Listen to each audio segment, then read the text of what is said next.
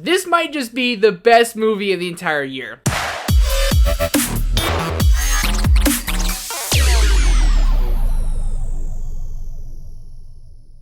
What's going on, guys? My name is Trevor. Welcome back to the channel. I watched Godzilla -1. Finally, this is one of my most anticipated movies for the month of December, just from how many people have said this is arguably the best movie of the year. It's the best Godzilla movie. You gotta see it. Everyone, literally everyone said this is the ultimate Godzilla movie. You just gotta watch it to believe it. I watched it. About to give you guys my thoughts. Before we do, let me know your thoughts down below in the comment section on Godzilla -1. Does a little bit of hype for you? Does it not? Does it fall through the cracks? Let me know all that all down below. Hit the like button, subscribe button, notification bell. Let's hop into this. Post-war Japan is at its lowest point when a new crisis emerges in the form of a giant monster, baptized in the horrific power of the atomic bomb. So coming into this one, everyone said this gives you a human character who you can relate to. The human storylines are actually good, which is something we aren't used to seeing in Godzilla movies. You go over to the MonsterVerse with Godzilla vs. Kong and Godzilla King of the Monsters. The human storyline is just terrible in those movies, and you just want to see these monsters go and fight each other. With Godzilla -1, when you get the Godzilla action, you love it. It's great. It's something that we haven't really seen in a Godzilla movie before. But when you go into these human character storylines and how well they're so fleshed out, you care more about that than you do about seeing Godzilla, which is probably the biggest compliment I can give this movie, is that they nailed the human stories and they gave you characters you can actually care about. Our main guy is a kamikaze pilot who he couldn't do it. He backed out like a lot of people were doing in World War II, and he ends up feeling kind of like a coward. So you go through with him through this entire arc, and he kind of is a coward in the beginning of the movie. Then he messes up a couple more times, and you see all of his mess ups right in front of your eyes. And then as the movie slowly becomes kind of more and more along, you can see it's really eating at him. You can see that his arc is going to come full circle, and when the whole arc comes full circle, you have chills. I was thinking you're getting emotional with it.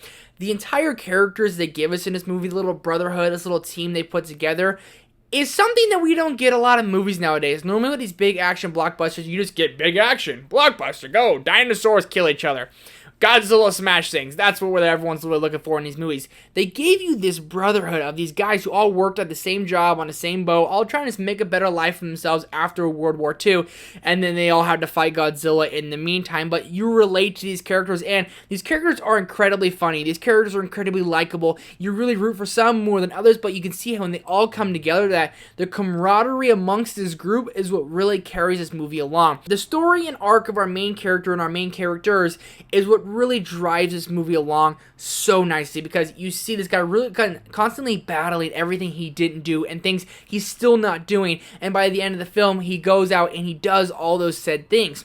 There's a love story in there that I love. I love a good love story they throw in there, and it's very subtle. You can't really tell if it's going to actually go anywhere, but when they do give you and they do hit on those moments, it's really nice. It's just kind of a little nice touch on top of everything else that they do, which is really great.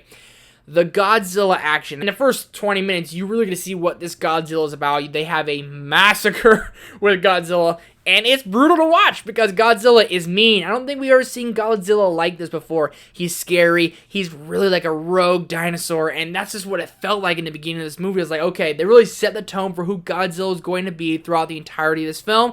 And that is a terrifying being. Obviously, Godzilla is always scary, but they really set the fear factor of Godzilla in the first 20 minutes, letting you know that every time he comes around, it's not going to go well. And when we get to those action sequences, we see Godzilla destroying Japan. We see him in the middle of the ocean.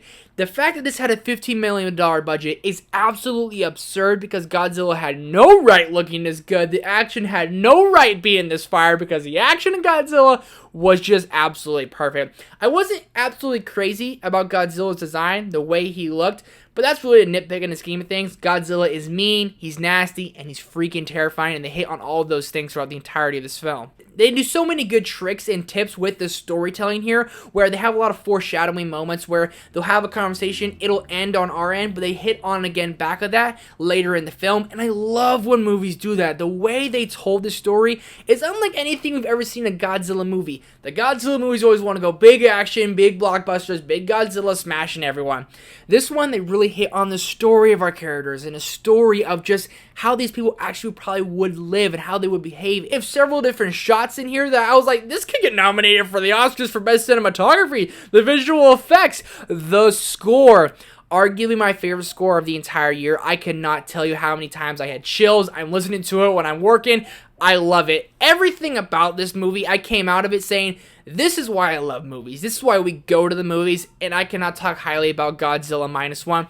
It might be my favorite movie of the year. There's certain shots in the third act that I'm thinking of that just give me chills. Storytelling's absolutely perfect. The foreshadowing, the arc of our characters is everything and more you could want in a movie. It's perfect. I absolutely love it. I don't have any problems with it. It's a 5 out of 5 for me. One of my favorite movies of the entire year, if not my absolute favorite. Can't wait to watch this one again. And I'm hoping with a little cliffhanger of ending we get a sequel, because I absolutely love this one and I cannot wait to see it again. Let me know your guys' thoughts on Godzilla Minus One down below in the comment section. Hit the like button, subscribe button, notification bell. Everything and more could have wanted going into this movie. You don't even notice you're reading the subtitles. It's just a movie you're so immersed into, from the score to the storytelling to the arcs of these characters. It has everything and more you could have wanted. And Godzilla, while he is the forefront, it almost takes a back seat in this movie because the characters are that important and you love them that much. It's a perfect movie in my eyes. I can't wait to watch it again.